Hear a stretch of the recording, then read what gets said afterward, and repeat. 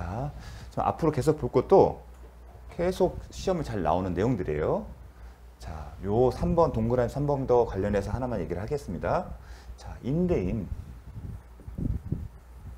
임차인, 주택 임대차 계약을 체결하게 되면 임대인과 임차인 사이에 법률관계, 채권 채무관계 발생하고 구체적으로 임대인은 임차인에게 목적물을 사용 수익할 수 있도록 부동산을 목적물을 인도할 의무가 있고 임차인은 보증금 계약이 체결했으면 보증금을 지급하고 월 차임도 정했으면 차임을 지급할 의무가 있습니다. 그리고 계약 기간이 끝나면 임대인은 임차인에게 보증금이 반환할 보증금이 있으면 보증금을 돌려주고 임차인은 목적물을 다시 반환하면 됩니다.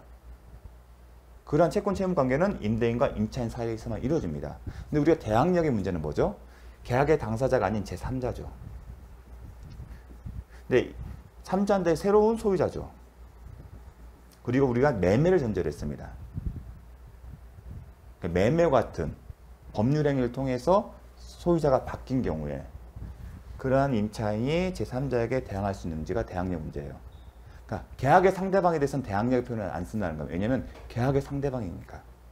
임대인과 임차인 사이에서는 대항력이라는 표현을 쓰지 않습니다. 왜냐하면 계약의 상대방이기 때문에 뭔가를 얘기할 수 있는 거예요. 우리가 임차인에게 임대인에게 보증금 반환할 때는 뭐냐면 너는 나와 임대차 계약을 체결했고 즉 임대인이기 때문에 나한테 보증금 반환 의무가 있어. 계약의 상대방이기 때문이겠지 대항력이기 때문에 그런 표현을 쓰지 않습니다. 대항력은 계약의 상대방 아닌 제3자가 소유자. 계약의 상대방이 아니었을 때 대항력 문제가 된다는 거예요. 그 얘기를 하고 싶은 겁니다. 대항력은 계약 체결의 상대방이 아닌 누군가한테 권리를, 임차권을 주장할 수 있는 문제입니다. 그런데 지금 주택임대차법을 따르면 뭐가 있냐면 대항력을 취득한 이후에 대항요건을 갖추고 그 다음날에 대항력을 취득하면 그러고 난 다음에 소유자가 바뀐 거죠. 양도, 매매를 통해서 소유권을 바뀌었어요. 그 경우에는 무슨 일이 발생한다 했죠? 제3자잖아요. 이 사람 원래는요. 법률의 규정에서 무슨 일이 발생하죠? 임대인의 지위를 승계한다고 했습니다. 갑을 병이면 병이 이러한 상황이 되면 법률의 규정에서 임대인이 되는 거예요. 대신에 갑은 탈락하고 빠지고요. 그래서 어떤 얘기 말인가? 앞서 본 계약서상에 임대인이 갑이 아니라 이제 병이로 간 겁니다. 따라서 임대인 지위를 승계했기 때문에 을과 병사는 계약의 상대방, 서로 간의 계약의 상대방의 문제예요. 즉 대항력의 문제가 아니란 겁니다. 제3자가 아니기 때문에. 따라서 병에 대해서는 뭐 얘기했든 너는 계약의 상대방이기 때문에 돌려줘. 그런 얘기를 하는 거지 대항요건을 운운할 필요가 없다는 겁니다. 왜냐? 이 사람은 법률의 규정에서 처음에 시작은 제3자였지만 법률의 규정에 의해서 대항력을 취득한 이후에 소유권을 양도를 통해서 소유권을 취득한 거기 때문에 법률의 규정에서 네가 이제 임대인이 된 거예요. 법률에 의해서. 그러면 병을 상대할 때 나는 너한테 대항력을 주장할 수 있기 때문에 뭘 할 수 있다. 그런 표현이 필요 없거나 너는 계약의 상대방, 즉 임대인이기 때문에 나한테 이걸 해줘. 그런 얘기를 서로 한다는 겁니다. 법률의 규정에서. 그게 당연승계 규정이에요. 그렇기 때문에 이런 표현이 나오는 거예요. 양수인이 임대차 보증금 반환 채무를 부담하게 된 이유. 이 얘기 뭐예요? 당연승계 됐다는 거예요. 임대인의 지위를. 주택임대차법에 따라서 임차인이 대항요건을 갖추고 그 다음날 대항력 취득한 다음에 목적물이 제3자에게 넘어간 거예요. 소유권, 새로운 소유자가 등장한 거죠. 그 양수인이 반환채무 부담하게 된 이후에 임차인이 주민등록 다른 곳으로 옮겼다 하더라도 이건 대항력과 관련된 거잖아요. 근데 이 사람은 이제 계약의 상대방이지 이제 3자의 대항력 문제가 아니라는 얘기입니다. 그렇다 하더라도 이미 발생한 임대차 보증금 반환채무 소멸하는 것은 아니다. 이런 대항요건을 운운하는 것, 주민등록 다른 곳으로 옮겼다는 얘기는 대항요건을 상실했다는 거예요. 그런 얘기를 하는 것은 계약 상대방이 아닌 제3자한테 하는 얘기인데 양수인은 법률의 규정에 의해서 임대의 지위를 승계했잖아요. 이제 더 이상 상대방이 아니에요. 그래서 이런 대항요건을 따질 필요가 없는 거예요. 이 사람은 계약 상대방이기 때문에 계약이 종료되면 여전히 보증금을 반환할 의무가 있는 겁니다. 주민등록 상관없이. 그 얘기입니다. 양수인은 임대인의 지위에서 임차인에게 보증금 반환 채무가 있다는 얘기가 이 표현인 겁니다. 결국은 양수인은 이제 더 이상 3자가 아니란 얘기예요. 따라서 대항력 문제가 아니라는 얘기입니다. 대항력 문제가 아니라는 얘기입니다. 당연승계라는 규정 때문에. 당연승계 규정에서 양수인은 4의 3자지만 요건을 갖추면 주택임대차보호법에 의해서 임대인의 지위에 승계되는 거고, 임차인 관계에서는 이제 계약의 상대방이 되는 거고, 임대인의 지위에서 보증금을 반환하는 의무가 있기 때문에 설사 임차인이 주민등록을 계약 종료 전에 아니면 계약 종료 후에 이사를 갔다 하더라도 영향을 미치지 않는다는 겁니다. 왜냐하면 대항력 문제가 아니기 때문에 정말 잘 나옵니다. 이야기 좀 혼동스럽기 때문에. 자, 양도담보권자는 양수인이 아니다.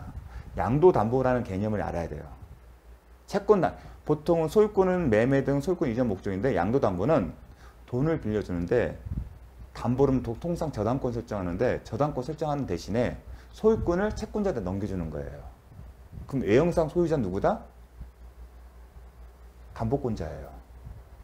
그러면 외형상 등기부 봤을 땐 소유권이 넘어가는데, 양도담보권의 경우에는 일정한 경우는 가등기 담보법이 적용돼서 청산 절차를 거쳐서 청산금을 지급하거나 지급할 청산금이 없어서 청산기간이 경과되어야만이 그때야 비로소 소유권을 취득합니다. 그래서 아직 비록 외형상 양도담보권자가 소유자 등재되어 있지만 확정적인 종국전 이전이 아니기 때문에 주택임대차법을 제정하는 양수인이 아니라는 겁니다. 이것도 잘 나옵니다. 나중에 가등기 담보법을 하면서 양도담보권 개념을 살펴봅니다. 비록 외형상 소유권 이전 외형상 등기원이 소유권 이전 등기거든요. 그럼 이 사람이 담보권자 소유자가 돼 있어요. 하지만 소유자 등재되어 있다 하더라도 양도담보권에 대한 소유권 취득하지 못하면, 등기부상 소유자가 되어 있지만 아직 소유권 취득하지 못합니다. 왜냐하면 가등기 담보법이 적용되기 때문에. 그래서 이미 확정적으로 종국적으로 소유권 취득한 게 아니다. 근데 양수인이 뭐죠? 새로운 소유자로잖아요. 아직 소유자가 아니란 얘기예요. 쉽게 해서.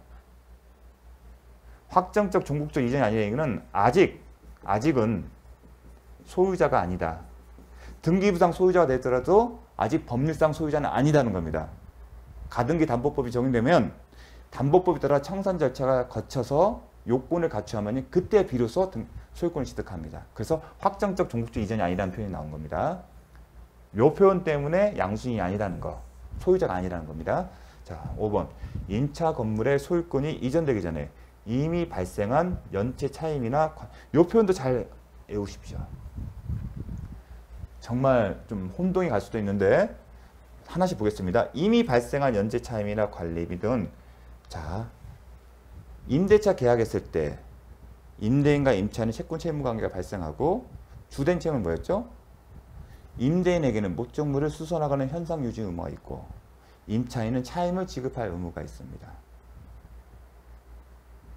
그리고 임대인은 목적물을 임차인이 사용할수록 목적물을 인도하고요.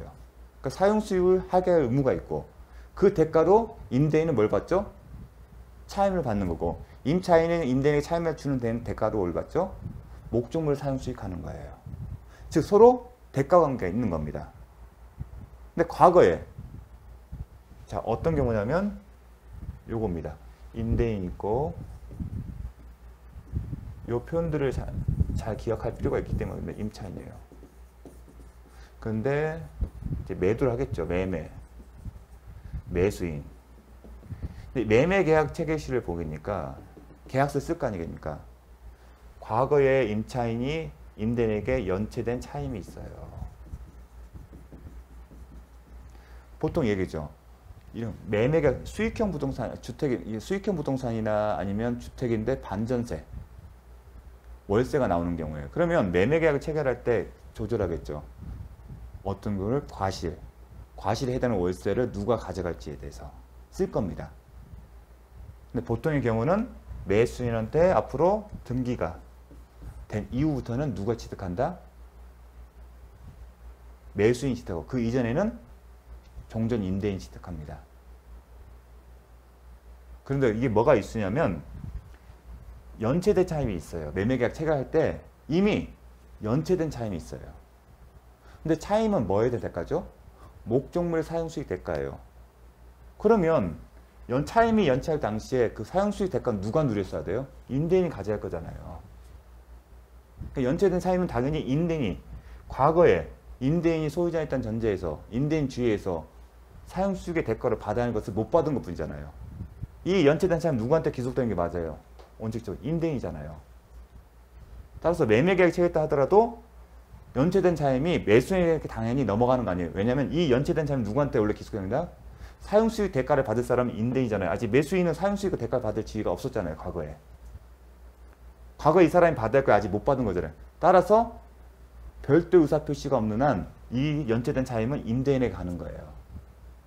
근데 왜 이게 이슈가 되냐면 매매 계약을 하게 되면서 임대인이 가게 되면 임대차 보증금이 있잖아요. 임대차 보증금에서 연체된 차임, 임대차 보증금이 있고 연체된 차임이 있으면 이 정산의 문제가 있어요. 나중에 매매 계약할 때 잔금 치를 때. 그래서 매매 계약 따라서 매도인과 임대인과 매수인의 합의하에 연체된 차임 채권을 매수인에게 가져오게 함으로써 나중에 임대차 보증금 그 잔금 치를 때 지금 계산을 편리할 수 있습니다. 그래서 여러분 기억할 건 뭐냐면 연체된 차임은 애시당초 임대인이 가져갈 거예요. 만약에 이 연체된 차임 채권을 매수인에게 행사할 수 있도록 합니다. 이 채권을 연체된 차임 채권을 매수인에게 주려면 뭐를 한다? 채권 양도 계약. 연체된 차임 채권 내에서 채권 양도 계약을 체결하고요. 양도 계약 체결하면이 이 연체된 차임 채권이 매수인에게 기속되는 거고요. 매수인이 채무자 상대로 이거 행사하려면 양도인이 임차인에게 그 통지나 아니면 채무자의 승낙을 받아야 합니다. 핵심은 연체된 차임 채권은 이런 채권 양도 절차가 없는 이상 여전히 매도인, 임대인에게 기속되는 것이고 채권 양도 계약을 했다면 그 순간 매수인에게 이전됩니다. 그 얘기를 하는 겁니다. 자, 그 얘기를 한 겁니다. 소유권이 이전되기 전에 이미 발생한 연체 차임이나 관리비 등은 별도의 채권 양도 절차가 없는 한 원칙적으로 양수인에게 이전된다. 기존의 임대인에게, 즉 매도인에게 있는 것입니다. 이전하지 않았어요. 지금 이제 이전하지 않았어요. 채권 양도 자체가 없었기 때문에. 하지만 이게 좀 많이 혼동스러울 거예요. 임차 건물의 양수인이 건물 소유권을 취득한 이후 임대차 관계가 종료되어 임차인에게 임대차 보증금을 반환하는 경우에 자 여기까지 뭐냐면 채권 양도 절차를 양도 계약을 안 했기 때문에 누가 갖고 있다? 연체된 차임 등의 채권은 여전히 임대인, 종전 임대인이죠. 임대인, 즉 매도인에게 있어요. 그런데 이건 뭐냐면 소유권이 넘어갔어요. 매수인한테. 그러한 상황에서 주택 임대차법이기 때문에 당연 승계됐죠. 그러한 전제에서 임대차 관계 종료됐어요. 임대차 관계 종료되면 임대인이 승계되기 때문에 새로운 양수인, 새로운 소유자가 보증금을 돌려줘요. 근데 보증금은 연체된 채무자, 임차인이 채무자인 임차인의 채무 등을 담보할 목적이었죠. 따라서 연체된 차임 등이 있으면 당연히 공제되거든요. 그 공제된 금액에 소유권이 넘어오기 전에 이 종전 임대인의 연체된 차임들도 공제가 되는지가 이슈가 된 거예요. 그런데 대법원 판례는 임대차 지위를 승계하기 전까지 발생한 연체 차임이나 관리 등이 있으면 특별한 사정 없는 한 임대차 보증에서 당연히 공제된다고 했습니다. 매도인과 매수인 사이에 별도, 그 다음 임차인 사이에 별도의 약정이 없는 한 비록 과거에 소유권이 임대인 지위를 승계하기 전에 발생한 연체된 차임 등 채권이 여전히 종전 임대인에게 갖고 있다 하더라도 그 임대인이 종전 임대인, 즉 매도인이 임차인으로부터 연체된 차임 채권 받지 못했다면, 변제받지 못했다면 나중에 임대차 보증을 당연히 공제하는 겁니다. 참 이해하기 힘든 논리예요. 대법원 판례 보게 되면 이렇게 하는 것이 당사자 의사에 부합된다는 겁니다. 자, 요런 게 싫으면 이제 임대 채권 양도 절차를 하는 겁니다. 그래서 요 내용 자체 논리적으로 하게 되면 쉽지가 않아요. 왜 이게 종전 임대인데 왜 임대차 보증금에서 공제할 수 있지? 이렇게 되면 매도인과 매수인과 다시 정산 문제가 발생하거든요. 거기까지는 얘기하지 않겠습니다. 그래서 요 논리 때문에 매매계약 임차인이 그리고 월세를 지급하는 임차인이 존재하는 매매계약서는 매매계약 당시 때 연체된 차임이 있는지 여부를 살펴보는 거고, 그걸 어떻게 해결할지, 그 나중에 임대차 보증금에서 어떤 방식 공제하고 만약에 매도인세 정산할 문제가 있으면 어떻게 해결할지를 다 써야 합니다. 그 과정에서 채권 양도 양수 계약을 하는 경우도 있고요. 그래서 이 내용이 정말 중요합니다. 논리적으로 좀 쉽게 이해되지 않을 겁니다. 만약에 연체된 차임이 넘어갔다면 얘기가 될 것, 논리적으로 이해하기 쉬워요. 근데 채권 양도 자체를 채권 양도 계약을 하지 않았기 때문에 종전 임대인, 즉 매도인이 여전히 연체된 차임 채권의 채권자임에도 불구하고 그와 상관이 없어 보이는 양수인과 그다음 임차인 사이 임대차 계약이 종료됐을 때 아무런 상관이 없어 보이는 이 채권까지 공개된다는 게 쉽게 이해되지는 않을 겁니다. 그래서 좀 잘 기억을 해 주십시오. 자, 임차인의 승계 거부권. 양수인에게 대항할 수 있는 임차권자라도, 자, 나의 의사와 상관없이 임대차 계약은 신뢰관계를 바탕으로 해요. 임대인이 누구냐, 임차인이 누구냐는 각각의 당사자 입장은 상대방이 누구냐 중요해요. 그게 신뢰관계 중요하다고 해요. 신뢰관계. 따라서 자신의 의사와 상관없이 임대인이나 임차인이 바뀌는 것은 원하지 않은 거예요. 그렇기 때문에 전대차 계약이나 아니면 임차권 양도에 대해서 임대인의 동의가 필요한 거예요. 마찬가지로 임차인 의사와 상관없이 목적물이 매매된 경우 법률 규정에는 임대인의 주의가 당연히 바뀌잖아요. 임차인 의사와 상관없이. 그렇다 보면 임차인은 자기가 원하지 않는 사람과 임대차 계약을 유지하는 것으로 강요받을 수 있습니다. 그러한 경우를 대비해서 임차인은 해지할 수 있습니다. 승계 거부권, 승계 거부한다. 근데 주택의 경우는 승계 거부하는 경우가 없습니다. 근데 상가의 경우는 중요해요. 상가도 마찬가지예요. 근데 상가에서는 간혹가다 임차인이 상가 매매를 이유로 해지권 행사할 수가 있어요. 그러면 상가를 매수한 사람은 수익형 부동산의 특성을 감안했을 때 여전히 임차인이 계속적으로 영업을 한다는 전제에서 그 수익을 받기 위한 걸 예상하거든요. 그런데 상가 임차인이 승계를 거부한다. 계약을 해지한다는 겁니다. 승계 거부권은 계약을 해지한다는 건데 그런 사람 바람직한 원하는 상황이 아니에요. 그렇다 보니 수익형 부동산이 상가의 경우에는 매매일 때 잔금을 치를 때 상가 임차인의 승계 확인서를 받습니다. 매매 계약했을 때 매도인은 잔금 치를 때 임차인의 승계 확인서를 받는다. 그걸 받음과 동시에 매매 잔금을 지급한다. 그런 식으로 갑니다. 중요합니다.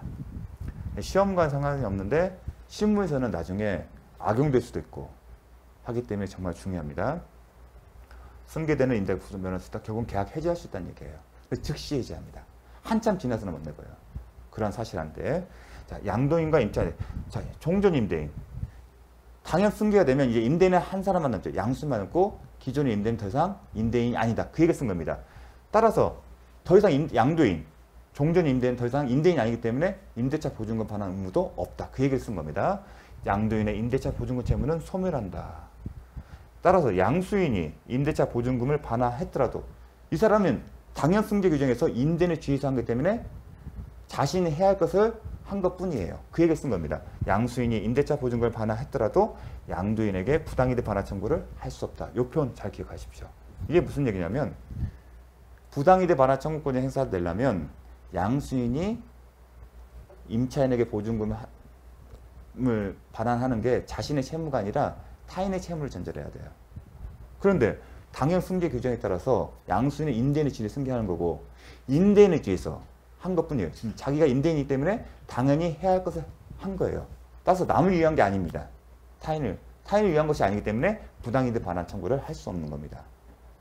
그렇기 때문에 부당이득 반환 청구를 할 수 없기 때문에 양도인과 양수인 사이 주택을 매매 계약할 때 매매대금에서 임대차 보증금을 공제하는 거예요. 그래서 매매대금 10억이면 임대차 보증금이 5억이다. 그럼 5억만 매수인이 매도액을 지급하는 거잖아요. 자, 그런 얘기입니다. 이 내용이 정말 중요합니다. 양수인이 임대차 보증금을 반환했더라도 여기 시험 출제 잘 나옵니다. 이게 무슨 의미인지를 이해하신 다음에 기억하셔야 할 겁니다. 자, 임대차 목조물이 경매된 경우.